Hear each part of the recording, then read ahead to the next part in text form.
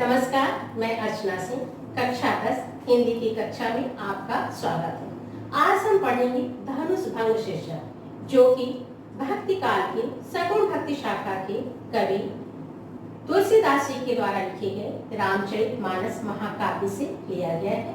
रामचरितमानस महाकाव्य 7 सोपान है और उसमें से बालकांड से यह लिया गया है धनुष भंग शीर्षक, जो आपके पाठ्यक्रम में है। धनुष भंग, जैसा कि इसके नाम से स्पष्ट होता, भंग मतलब टूटना, धनुष के तोड़ने का वर्णन इसमें है। तो आज हम शुरू करते हैं इस धनुष भंग शीर्षक को, जो कि रामचरितमानस के बालकांड से लिया गया है। अब हम देखते हैं कि क्या वर्णन कवि ने किया है। उदित उदयगिरि मंच पर रघुबर बाल पतन। एक एक शब्द के अर्थ को समझ लेते हैं। उदित उदय होना, उदयगिरि उदयाचल पर्वत, रघुबर रघुकुल के श्रेष्ठ, बाल पतंग, पतंग मतलब सूर्य, बाल मतलब छोटा, विकसे संत सरोज सर, हर से लोचन भृंग, विकसे विकसित होना, सरोज कमल, भृंग भौरे, लोचन आंखें। अब आइए अर्थ देखते हैं। यहाँ पे कवि ने रूपक बांधा है उस समय से जब प्रातः काल होता है। प्रातः काल के समय सूर्य उदय होता है, तो यहाँ पे राम को कवि ने क्या माना है, सूर्य, और सूर्य के उदय होने पे कमल खिल जाते हैं। वह कमल कौन है, संत, और उन कमल के फूलों के ऊपर भौरे मंडराने लगते हैं। वह भौरे कौन है, उन संतों की आंखें, लोचन भृंग, आंखें क्या है, भौरे। अब आइए अर्थ देखते हैं। कवि क्या कह रहे हैं, उदित उदयगिरि मंच पे, उदयाचल पर्वत रूपी मंच के ऊपर उदित उदय होने पे रघुवर बाल पतंग, रघुकुल के श्रेष्ठ राम की, रघुकुल के श्रेष्ठ राम रूपी बाल सूर्य के उदयाचल पर्वत रूपी मंच पर उदय होने पर विकसे संत सरोज सब, जो संत रूपी कमल है वह खिल गए हैं। हर से लोचन भृंग, और उनकी आंखें रूपी भौरे प्रसन्न हो रही हैं, हर्षित हो रही हैं। निपन केरी आशा निसी नासी, संत के साथ साथ उस धनुष यज्ञ के लिए, उस स्वयंवर के लिए और राजा लोग आए हैं, उन राजा के ऊपर राम रूपी सूर्य का क्या प्रभाव पड़ रहा है उसके बारे में कवि बता रहे। क्या कहते हैं, निपन केरी आशा निसी नासी, निसी मतलब रात, नासी मतलब नष्ट हो गई। जब सूर्य उदय होता है रात नष्ट हो जाती है। तो यहाँ पे जो राजाओं के मन में आशा थी कि हम शिव के धनुष को तोड़ेंगे, वह उनकी आशा रूपी रात नष्ट हो गई। बचन नखत औलीन प्रकाशी, और जब सूर्य उदय होता है तो आकाश में हमें तारे नहीं दिखाई देते हैं। तो वह जो राजाओं के वचन है, राजाओं की वाणी है, वह क्या है, नक्षत्र की पंक्तियां हैं, वह तारों की पंक्तियां हैं। तो जैसे सूर्य के उदय होने पर तारे नहीं दिखाई देते हैं, उसी तरह से राम रूपी बाल सूर्य के आ जाने से राजाओं के वचन रूपी नक्षत्रों की पंक्तियां प्रकाशित नहीं हो रही हैं। मानी महिप कुमुद सकुचाने, महिप राजा, कुमुद एक फूल होता है।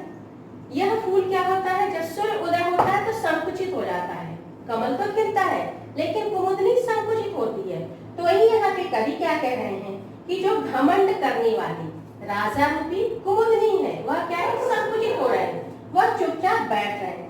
कपटी भूप उल्लूकुलकानी, और जब रात होती है तो उल्लू पक्षी निकलता है, और जब दिन होता है तो उल्लू छिप जाते हैं। यहाँ पे जो कपट करने वाले राजा रूपी उल्लू है वह क्या है, छिप गए हैं। भय विशोक कोक मुनि देवा, और जब सूर्य उदय होता है तो चकवा और चकवी पक्षी एक साथ रहते हैं और वह प्रसन्न हो जाते हैं।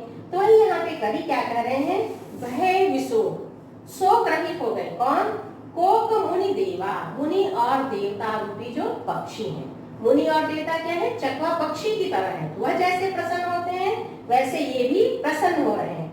बरस ही सुमन जनावहि सेवा, और ये फूलों की वर्षा करते हुए राम के ऊपर अपनी सेवा को दिखा रहे हैं। अब आगे क्या होता है, गुरुपद बंदी सहित अनुरागा, पद मतलब पैर, सहित साथ, अनुरागा प्रेम के साथ। राम अपने गुरु के चरणों में प्रेम के साथ वंदना करते हैं। राम मुनि सन आय सुमांगा, आयस मतलब आज्ञा। और फिर वंदना करने के बाद राम अपने मुनि से आज्ञा लेते हैं। हम कोई भी काम करने के पहले अपने गुरुजन की आज्ञा लेते हैं, घर में माता पिता की आज्ञा लेते हैं। उसी तरह से राम भी उसी परंपरा का निर्वाह करते हुए अपने गुरु के चरणों में वंदना करके उनसे आज्ञा लेते हैं। सहजन चले सकल जन स्वामी, सकल संपूर्ण जग संसार। जो सारे संसार के स्वामी हैं, सारी सृष्टि को चलाने वाले हैं, वह राम कैसे चलते हैं? मत मंजवर कुंजर गामी, गामी चलने वाला, मत मतवाला, कुंजर हाथी। जैसे मतवाला हाथी चलता है वैसे ही राम स्वाभाविक रूप से धनुष यज्ञ के मंच की तरफ चल पड़ते हैं। राम के चलने पर वह जो जनकपुर के लोग हैं उन पर क्या प्रभाव पड़ रहा है, वह क्या सोचते हैं, इसका ही वर्णन यहाँ पे कवि कर रहे हैं। क्या कहते हैं? चलत राम सब पुर नर नारी, पुर जनकपुर, नर नारी स्त्री और पुरुष। जैसे ही राम धनुष यज्ञ की मंच की तरफ चलते हैं, जो जनकपुर के नर नारी हैं, जो जनकपुर के स्त्री और पुरुष हैं, जो वहाँ के लोग हैं, पुलक पूरी तन भय सुखारी, उनका शरीर पुलकित हो जाता है, रोमांचित हो जाता है प्रसन्नता से और वो सुखी हो जाते हैं। पुलकित का मतलब आप समझते हैं, जब हम बहुत खुश होते हैं तो हमारे शरीर के रोए खड़े हो जाते हैं, रोमांच। तो वही यहाँ पे कवि कह रहे हैं, बंदी पितर सुर सुकृत संहारे। और वह जनकपुर के लोग क्या कहते हैं? वंदना करते हैं। किसकी? पितरी। पितरी मतलब जो हमारे पूर्वज हैं, जो हमारे पितर हैं। और किसकी? सुर देवता की। क्या कहते हैं? सुकृत संहारे। सुकृत मतलब अच्छा कार्य। तो जो जनकपुर के नर नारी हैं वह अपने पूर्वजों की और देवताओं से वंदना करते हैं, कहते हैं कि हमने यदि अच्छा काम संभाल करके किया है, जो कुछ पुण्य प्रभाव हमारी और जो कुछ हमारे पुण्य का प्रभाव है, तो शिव धनु मृणाल की नारी। तो यह जो शिव का धनुष है वह कमल नाल की तरह तोरे राम गणेश गोस्वामी, ये गणेश गोस्वामी राम तोड़ दे। कमल नाल किसे कहते हैं? कमल का फूल ऊपर पानी में खिलता है और नीचे उसकी डंडी होती है, वह बहुत कोमल होती है। तो यहाँ जनकपुर के लोग भी यही अपने पूर्वजों से, देवताओं से, सबसे प्रार्थना करते हैं कि वह जो शिव का धनुष है, जो इतना कठोर है, वह राम के लिए कमल नाल की तरह हो जाए और वह राम उसे तोड़ दे। अब आइए आशा है कि कितने अंक का प्रश्न आता है। तो प्रश्न आता है 6 अंक का। 1 अंक का आपको संदर्भ लिखना होगा, 4 अंक की व्याख्या और 1 अंक काव्यगत सौंदर्य। तो सबसे पहले आप बताएंगे संदर्भ कि यह तुलसीदास जी के द्वारा लिखे गए रामचरितमानस के बाल कांड से लिया गया है, जो हमारे पाठ्य पुस्तक में धनुष भंग शीर्षक से संग्रहित है। फिर आप प्रसंग बताएंगे कि जब राम शिव के धनुष को तोड़ने के लिए धनुष यज्ञ के मंच की तरफ चलते हैं, उस समय वहां पर लोगों के मन में क्या भाव आ रहा है, इसके बारे में कवि ने बताया है। फिर आप व्याख्या करेंगे, यानी उसका अर्थ लिखेंगे, और उसके बाद आप काव्यगत सौंदर्य पे आएंगे। काव्यगत सौंदर्य में मुख्य रूप से आप 2-3 चीजों का वर्णन करिए। सबसे पहले तो आप बताइए कि पूरे पद्यांश में कवि ने किस बारे में बताया है। तो आप क्या बताएंगे? राम धनुष यज्ञ की मंच की तरफ चलते हैं तो वहाँ के लोगों पर, मुनियों पर क्या प्रभाव पड़ता है, इसका कवि ने वर्णन किया है। दूसरी चीज आज आप आ जाएंगे, चौपाई छंद है। तीसरा आ जाएंगे भाषा अवधि है, और रूपक अलंकार है कहाँ पे? उदित उदयवी मंच पर। रघुवर बाल पतन, आप समझते हैं रूपक कहाँ होता है? जहाँ उपमेय और उपमान में अंतर नहीं किया जाता है। और अलंकार इसमें अनुप्रास अलंकार साधारणतः जहाँ पर एक वर्ण एक से अधिक बार आया है। अब देखिए कहाँ पे निसी नासी न एक से अधिक बार आया है, तो अनुप्रास अलंकार इस तरह से। और भाषा क्या है? अवधि। तो यह आपका काव्यगत संदर्भ है। पहला पूरे पद्यांश में किसका वर्णन है, दूसरा आप बताएंगे कौन सा अलंकार है, तीसरा आप बता देंगे भाषा क्या है। इतना आप लिख देंगे तो आपको अंक मिल जाएगा। अब आइए आगे दूसरे दोहे की तरफ चलते हैं। अब राम जब धनुष यज्ञ के मंच की तरफ चल पड़ते हैं तो वहां पर जो सीता की माता है वह क्या कर रही हैं, उन पर क्या प्रभाव पड़ रहा है, इसका ही वर्णन यहाँ पे कवि ने किया है। क्या कहते हैं? राम ही प्रेम समेत रखे। सखी ने समीप बुलाया, समेत साथ लखी देख करके, समीप पास में। सीता मातु स्नेह बस, स्नेह स्नेह बस वसी हूँ, बिलखाई बिलख करके। अब अर्थ देखिए, राम प्रेम समेत लखी सखी ने समीप बुलाया, राम को प्रेम के साथ देख करके सखियों को अपने पास बुलाती हैं। कौन? सीता मातु स्नेह बस वचन कहे बिलखाई। सीता की माता राम को प्रेम के साथ देख करके सखियों को अपने पास बुलाती हैं और वह प्रेम के वशीभूत होकर के, व्याकुल होकर के उनसे कहती हैं। क्या कहती हैं? इसका वर्णन हम आगे चौपाई में देखेंगे। और यह क्या है? दोहा छंद। सखी सब कौतुक देखनि हारे। सीता की माँ सखी को बुला करके क्या कहती हैं कि हे सखी, सभी लोग कौतुक देखने वाले हैं, धनुष यज्ञ के इस स्वयंवर के कौतूहल को देखने वाले हैं, तमाशे को देखने वाले। ज्यों कहावत हितु हमारे कौन? जो ये हमारे हितै से कहे जाने वाले लोग हैं। जो लोग यहाँ आए हैं यह केवल तमाशा देखने आए हैं। को न बुझाई कही गुरु पानी। और क्या कहती हैं कि किसी के समझ में नहीं आता कि वह गुरु के पास जाकर के कहे। क्या कहे? ए बालक असी हठ भल नहीं, कि यह जो राम है यह बालक है, इनसे इस तरह का हठ करना अच्छा नहीं है। और आगे क्या कहती हैं?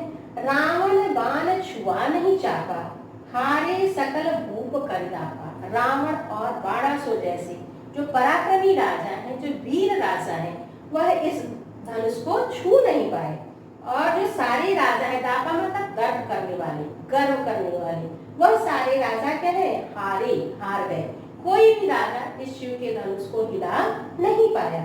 सो धनु राज कुंवर करते ही, कर मतलब हार, और ऐसे धनुष को इन राजकुमार के हाथ में दिया गया है। यह देखिए उनकी माता की मन की व्याकुलता का कितना अच्छा वर्णन कवि ने किया है। क्या कहते हैं? बाल मराल की मंदर नहीं, बाल हंस को मंदराचल पर्वत दे दिया जाए, वैसे ही इन कोमल शरीर वाले राम के लिए यह शिव का धनुष है। आगे क्या कहती हैं? भूप सयानप सकल सिरानी। अब वो राजा जनक के बारे में भी कहती हैं कि जो भूप है, जो राजा है, सयानप सकल सिरानी, वह तो ज्ञानी है, सयाने हैं, लेकिन उनका सारा ज्ञान आज कम हो गया है। सखी विधि गति कछु जाति न जानी। हे सखी, विधाता क्या करने वाले हैं, आगे क्या होने वाला है, यह कुछ मेरी समझ में नहीं आ रहा है। अब इतनी व्याकुलता को सुनकर ही सीता की माता की उनकी सखी क्या कहती है? और वह सखी कैसी है? बोली चतुर सखी मृदवानी। सखी क्या है? चतुर है, और बोलती कैसी? मीठी वाली। तो यह सुन करके जो उनकी सखी है, चतुर सखी है, वह मीठी वाणी में कहती है। क्या कहती है? तेजवंत लहु गणी न रानी। हे रानी, जो तेजस्वी है, जो पराक्रमी है, उनको कभी भी छोटा मत मानिए। उदाहरण क्या देती है? कहाँ कुंभज कहाँ सिंधु अपारा। कहाँ कुंभज अर्थात कुंभ से, घड़े से उत्पन्न अगस्त ऋषि, कहाँ सिंधु अपारा और कहाँ अपार सागर। सोफ्यु सुजसु सकल संसारा। और वह घड़े जैसे छोटे से उत्पन्न, घड़े से उत्पन्न अगस्त ऋषि ने अपार समुद्र को सोख लिया। उनका यह सूर्य सारे संसार में जाना जाता है। दूसरा उदाहरण क्या देती हैं? यह सब उदाहरण उनकी चतुर सखी क्यों दे रही है? राम के पराक्रम को, राम के तेज को आप कम मत मानिए। यह वैसे ही है जैसे अगस्त ऋषि घड़े से उत्पन्न हुए थे, लेकिन पूरे समुद्र को सो गए। और क्या कहती हैं? रवि मंडल देखत लघु लागा। सूर्य मंडल देखने में छोटा होता है। सूर्य मंडल क्या है? आप कभी जब सूर्य उदय होता है तो आकाश में देखें, एकदम गोला लाल दिखाई देता है। उसे देख करके यह नहीं लगता कि यह पूरे अंधकार को मिटा देगा। तो वही यहाँ पे उनकी सखी क्या कह रहे हैं कि रवि मंडल जो है, सूर्य मंडल है, वह देखने में छोटा लगता है। उदय तास त्रिभुवन तम भागा। तम मतलब अंधकार, त्रिभुवन तीनों भुवन, तीनों लोगों।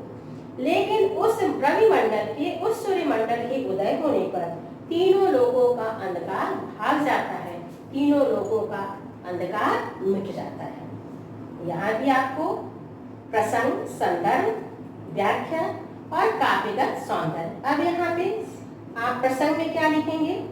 कि सीता की माता की व्याकुलता को दूर करने के लिए उनकी सखी क्या बता रही है, उसी का वर्णन कवि ने यहाँ पे किया है। फिर आप व्याख्या लिखेंगे और उसके बाद आप काव्यगत सौंदर्य पर आएंगे।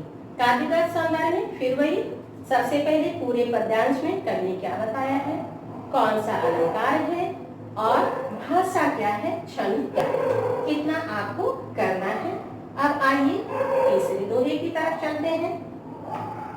अब इस तीसरे दोहे में जो सीता की माता की सखी है वह उनको बताती है कि किस तरह से चीजें छोटी होती हैं लेकिन उनका प्रभाव ज्यादा होता है, इसलिए आप प्राण को छोटा मत मानिए। क्या उदाहरण देती हैं, मंत्र परम लघु जास वस, लघु मतलब छोटा, वस मतलब वस में क्या होते हैं, विधि हरि हर, विधि विधाता अर्थात ब्रह्मा, हरि विष्णु, हर शिव और कौन, सूर्य सर्व और सारे देवता।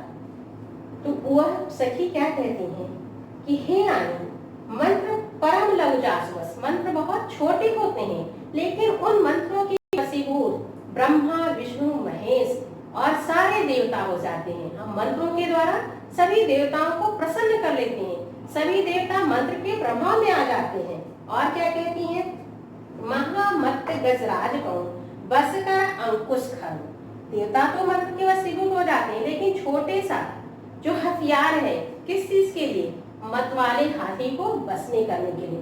हाथी क्या है, विशालकाय है और उसको जब वो मतवाला हो जाता है तो नियंत्रण करने के लिए छोटा सा भाले जैसा हथियार होता है जिससे उसे मस्तक पे मारते हैं, उसे क्या कहते हैं, खरवा।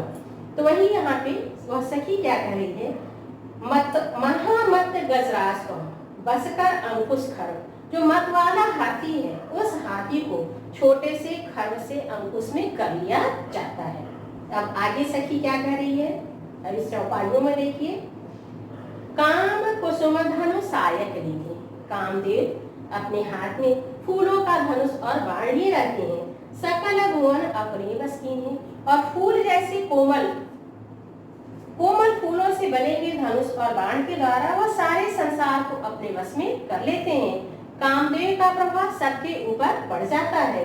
देवी तजिए संशय अस जानो, इसलिए हे देवी आप अपने मन से संदेह को निकाल लीजिए। क्या संदेह को निकालिए, भंजक धनुष राम सुनि रानी, भंजक तोड़ेंगे धनुष, धनुष को, हे रानी सुनिए राम धनुष को अवश्य ही तोड़ेंगे।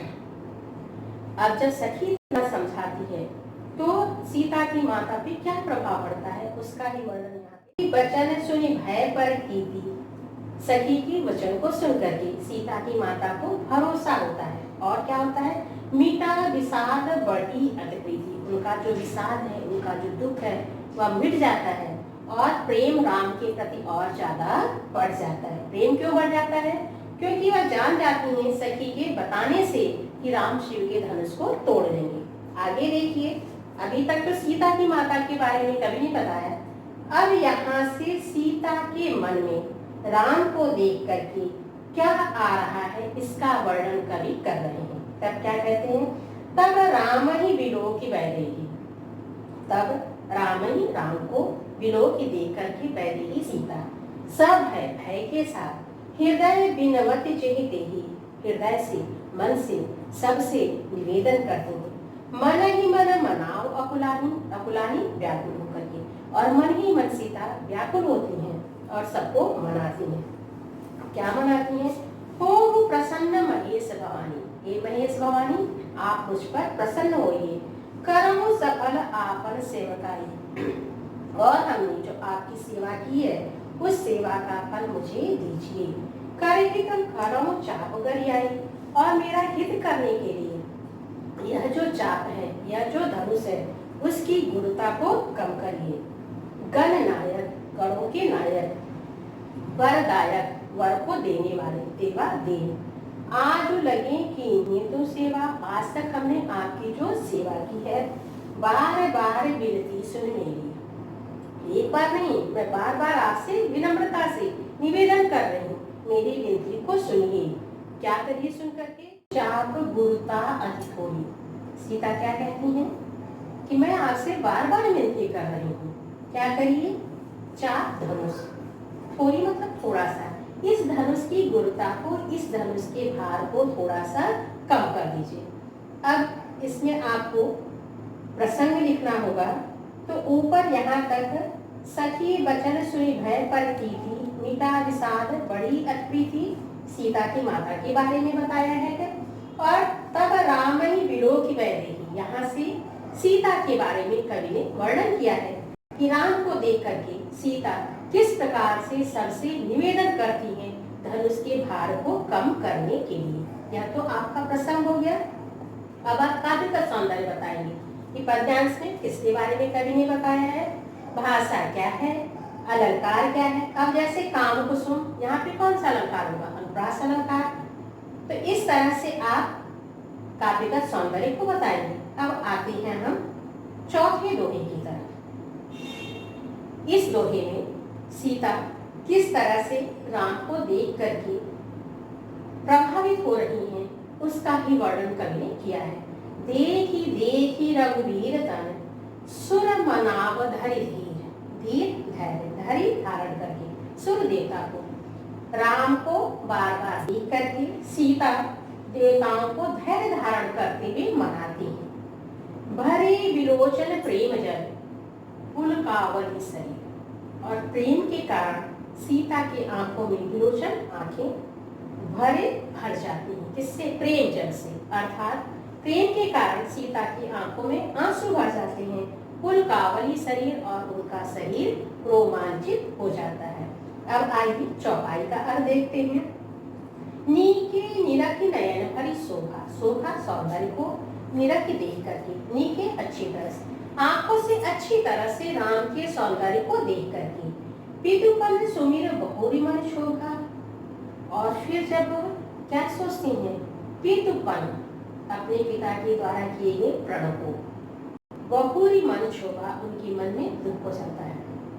एक तरफ तो राम के सौंदर्य को देख करके वह खुश होती हैं, फिर जैसे ही उन्हें अपने पिता के द्वारा किए गए प्रण को याद करती हैं, अपने पिता के द्वारा किए गए प्रतिज्ञा को याद करती हैं, तो उनके मन में दुख हो जाता है। क्यों दुख होता है, दारुण हठ ठानी, अरे मेरे पिता ने बहुत कठिन प्रतिज्ञा कर दी है, समझत नहीं कछु लाभ न हानि। और यह प्रण करते समय, यह प्रतिज्ञा करते समय मेरे पिता ने इसके लाभ और हानि के बारे में नहीं सोचा। सचिव सब है सिख देई न कोई, और सीता क्या कहती है, जो सचिव है, जो मंत्री है, सब है, भय के कारण सिख देई न कोई, कोई मेरे पिता को समझाता भी नहीं है।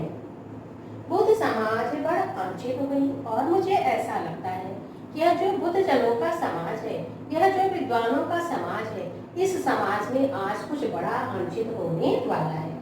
आगे क्या कहते हैं, कखधन पुलिस से भी चारी कठोरा, कहाँ पुलिस से भी ज्यादा कठोर, कहाँ वज्र से भी कठोर धनुष, कहाँ श्यामल मृदु गात किशोरा, गात मतलब शरीर, मृदु मतलब कोमल, और कहाँ कोमल शरीर वाले, किशोरा अवस्था वाले, यह श्याम वाले राम। अब सीता क्या कहते हैं, विधि के ही भांति धराओ गुरु धीरा, हे विधाता अब आप ही बताइए मैं कैसे अपने हृदय में धैर्य धारण करूं। एक तरफ यह वज्र की तरह कठोर धनुष, और दूसरी तरफ यह कोमल शरीर वाले, किशोर अवस्था वाले, श्याम वर्ण वाले राम। सिरस सुमन कर वेदी हीरा, फिर सीता क्या कहती हैं कि कहीं सिरस के फूल से हीरे को वेधा जा सकता है, अर्थात जैसे हीरा को सिरस का फूल नहीं छेड़ सकता है, उसी तरह से राम इस कठोर शिव के धनुष को कैसे तोड़ेंगे। हीरा आप जानते हैं सबसे कठोर धातु होती है, उसे आसानी से काटा नहीं जा सकता है।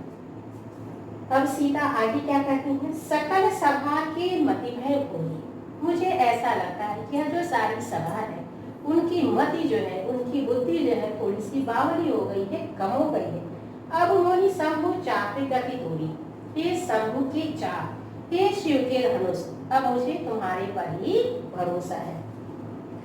अब सीता उस शिव के धनुष पे भरोसा करके शिव के धनुष से किस तरह से प्रार्थना करती हैं, उसी का वर्णन यहाँ पे गोस्वामी तुलसीदास जी कर रहे हैं। क्या कहते हैं, निज जड़ता लोगन पर डाली, धनुष क्या है, जड़ है, लेकिन यहाँ पे सीता क्या कहती है कि हे धनुष, तुम अपनी जड़ता को इन बुद्ध लोगों के ऊपर डाल दो, जो बुद्धजन होते भी जड़ हुए हैं। ओ ही हरु रख पसली नारी, और राम को देख करके तुम हल्के हो जाओ। अति परिताप सीय मन माही, इस तरह से सीता के मन में बहुत दुख हो रहा है। लौ निमेष जुग सह समझाही, लौ निमेष क्षण भर का समय, कैसा सीता को लग रहा है? जुग सम, एक युग की तरह व्यतीत हो रहा है। होता क्या है, सुख के दिन हमारे बहुत आसानी से बीत जाते हैं, लेकिन जब कोई कठिन परिस्थिति आती है तो थोड़ा सा समय भी हमें ज्यादा लगता है। जैसे आप एग्जाम देने के लिए बैठे हैं, प्रश्नों के उत्तर आपको आ रहे हैं, तो 3 घंटा कैसे बीत जाता है पता नहीं चलता है। लेकिन अगर प्रश्न का उत्तर नहीं आ रहा है तो 10 मिनट का समय भी लगता है जैसे बहुत ज्यादा है, कैसे यह समय बीतेगा। उसी तरह से सीता भी दुखी है। क्यों? कि इतना कठोर शिव का धनुष है, राम उसे कैसे तोड़ेंगे। और इस कारण से जो क्षण भर का समय है वह जो है सीता के लिए कैसा लगा? एक युग की तरह प्रतीत हो रहा है। अब आप इसका प्रसंग क्या लिखेंगे? उस शिव के धनुष की भार और राम की कोमलता को देख करके सीता के मन में क्या आ रहा है, उसी भाव का वर्णन कवि ने यहाँ पर किया है। फिर आप व्याख्या देंगे, उसके बाद आप काव्यगत सौंदर्य बताएंगे। और छंद क्या है? चौपाई। देख रघुवीर तन्ने दोहा छंद था। अब आगे हम 5वें दोहे का अर्थ देखेंगे। 5वें दोहे को देखते हैं। प्रभु ही चितय गुण चितौ में, सीता एक बार राम को देखेंगे, फिर एक बार धरती की तरफ देखेंगे। उस समय उनका सौंदर्य किस तरह का है, इसका वर्णन कर यहाँ पे कर रहे हैं। प्रभु चितई, प्रभु को देख करके, पुनि फिर, चितौ मई मतलब पृथ्वी को देखिए। राजत लोचन लोन, उनकी जो लाल आंखें हैं वह आंखें शोभायमान होती। एक बार प्रभु को देख करके फिर जब धरती की तरफ सीता देखती हैं, उस समय उनकी जो चंचल लाल आंखें हैं वह इस तरह से शोभायमान हो रही हैं। खेलत मनसिज मीन जुगु जन विधु मंडल भू, खेलत खेल रहे, मनसिज कामदेवी, मीन मछली, जुग दो, जनु जानो, विधु मंडल चंद्रमंडल में डोल हिल रही। अब यहाँ पे क्या करें कि जब उनकी आंखें इस तरह से शोभायमान हो रही हैं, मानो कामदेव की 2 मछलियां चंद्रमंडल के बीच खेलती हुई क्रीड़ा कर रही हैं। चंद्रमंडल क्या है? चंद्र सीता का मुख, और उनकी जो आंखें चंचल हैं वह आंखें क्या है? मछली की तरह है। और यहाँ पे जब जन्म लगा हो वहां पर क्या होता है? उत्प्रेक्षा अलंकार। उत्प्रेक्षा अलंकार की परिभाषा आप जानते हैं, जब उपमेय में उपमान की संभावना की जाए। यहाँ पे संभावना की जा रही है कि सीता की वह जो चंचल आंखें इस तरह से शोभायमान हो रही है, मानो कामदेव की दोनों मछलियां कहाँ पे? चंद्रमंडल के बीच क्रीड़ा करती हुई सुशोभित हो रही है। धन्यवाद। यह क्या है? दोहा छंद। अब इसके आगे हम आगे पढ़ेंगे।